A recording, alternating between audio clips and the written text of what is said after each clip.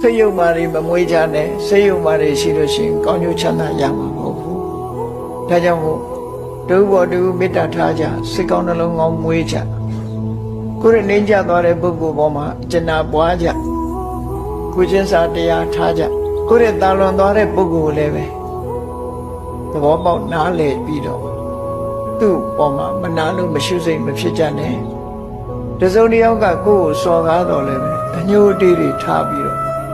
တုံ့ပြန်တဲ့ရံဘက်တွေမလုပ်ကြနဲ့ဆိုတော့ငြိမ်းချမ်းအောင်ဆုံးမပေးတာဖြန့်ဖြေပေးတဲ့စိတ်လေးသဘောထားတယ်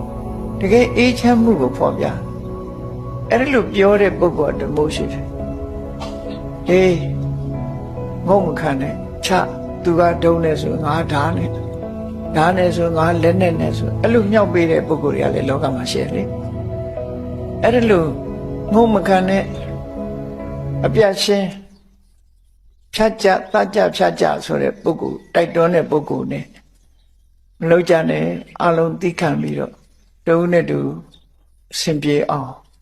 ကိုချင်းစာတရားနဲ့နေကြဆိုတော့အေးချမ်းမှုနဲ့ပူလောင်မှုကမတူဘူးနော်ပူလောင်မှုကမတူသို့သောလောကသားတွေအနေနဲ့ကတော့ငုံခံလိုက်တာကိုအရှုံးပေးတယ်လို့ယူဆကြတယ်ရှုံးပေးတယ်ဒီဘဝမှာသူကကြည့်လိုက်လို့ရှိရင်ရှုံးသွားတယ်လို့ပဲယူဆကြတကယ်ကတော့မြတ်စွာဘုရားကအဲ့ဒါလို့မမြင်ဘူးမရှုံးဘူးဘာကြောင့်မရှုံးလို့ဆိုရင်မင်းရဲ့ရင်ထဲနှလုံးမှာဒေါသဆိုတဲ့အကုသိုလ်မဖြစ်တာကိုကမင်းမှမရှုံးဘူး